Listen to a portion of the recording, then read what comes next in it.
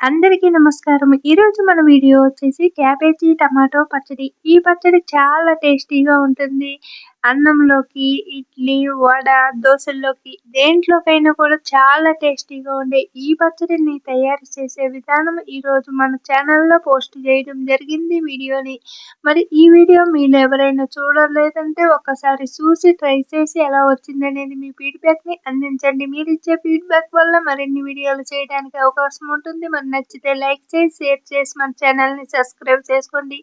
ఎంతో టేస్టీగా ఉండే ఈ పచ్చడి మరి ఇలా చేసి వేడి వేడి అన్నంలో నెయ్యేసుకొని తింటే చాలా టేస్టీగా ఉంటుందండి. మరి ఎంతో టేస్టీగా ఉండే ఈ పచ్చడి చేయడం చాలా ఈజీ. ఇంకెందుకు ఆలస్యం, ఏమేమి కావాలనేది వీడియోలోకెళ్ళిపోయి చూసేద్దామా?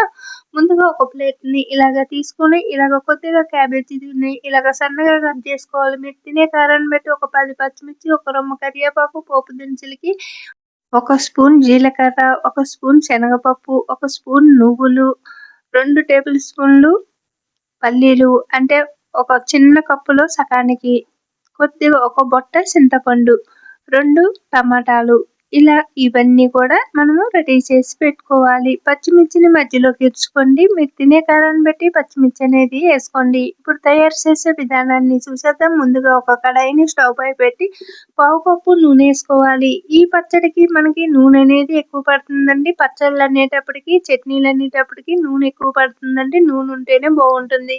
ఇప్పుడు నూనె వీటెక్కిన తర్వాత మనము పచ్చిమిర్చిని, అలాగే పోపు దినుసుల్ని, చింతపండుని కూడా వేసి దూరగా వేపించుకోవాలి. అలాగే పల్లీలను కూడా వేసి ఇక్కడ వేపించుకుంటున్నాను. దీంట్లోని పల్లీలు, నువ్వులు వేయడం వల్ల ఈ పచ్చడికి మరింత టేస్ట్ బాగుంటుంది.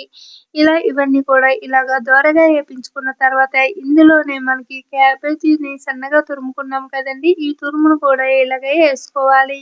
ఈ క్యాబేజీ కాస్త మగ్గేటంత వరకు ఇలాగా సన్నని మంట మీద మనకి క్యాబేజీని ఫ్రై చేసుకోవాలి. అలాగే మీకు ఇలా వీలు కాకపోతే ఒక్కొక్కటి వేపించుకుంటూ తీసుకుని ఒక ప్లేట్‌లో వేసుకోండి. పచ్చిమిర్చిని, పోపు దినుసులన్నిటిని కూడా వేపించుకుని ఒక ప్లేట్‌లోకి తీసుకుని తర్వాత క్యాబేజీని వేపించుకోండి. మీ వీలుని బట్టి మీకు ఎలా ఈజీ ఉంటుందో అలాగా అయితే వీటిని వేపించుకోండి. నేనైతే ఇక్కడ పోపు దినుసులు వేగిన తర్వాత ఇలా క్యాబేజీని వేసానండి. ఇలాగా ఇప్పుడు మనకి క్యాబేజీ కూడా దగ్గరికంతా అయిపోవస్తుంది కదా! ఫ్రై అయిపోయిన తర్వాత ఒక ప్లేట్‌లోకి తీసేసుకుందాము. పచ్చి వాసన అంతా పోయిన తర్వాత చూడండి ఎగిపోయొచ్చింది. ఇప్పుడైతే ఒక ప్లేట్‌లో తీసుకున్నానండి.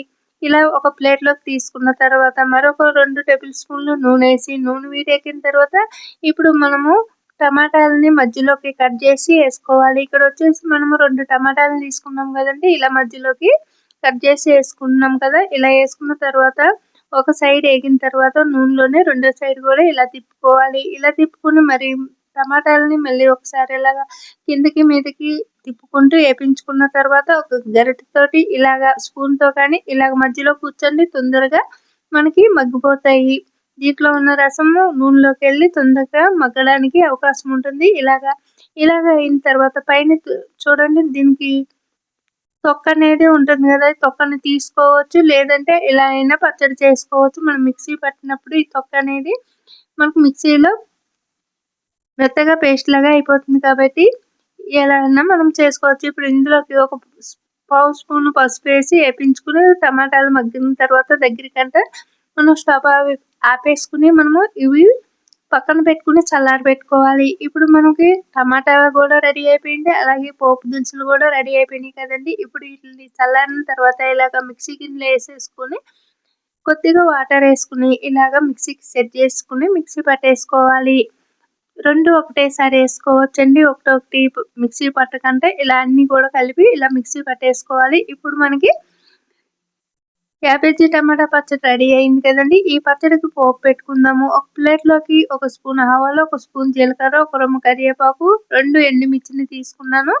ఇప్పుడు పోపు పెట్టుకునే విధానాన్ని చూడండి. ఒక కడాయిని తీసుకుని 2 టేబుల్ స్పూన్లు నూనె వేసి నూనె వేడెక్కిన తర్వాత పోపు దినుసులన్నీ వేసి దోరగా వేపించుకుని ఇలాగా స్టవ్ ఆపేసుకున్న తర్వాత ఈ పోపు దినుసులన్నీ కూడా మనము మిక్సీ పెట్టి పక్కన పెట్టుకున్న పచ్చడిలోకి వేసేసుకుందాము. ఇలాగా చూడండి, నూనె వేసేటప్పటికి దానికి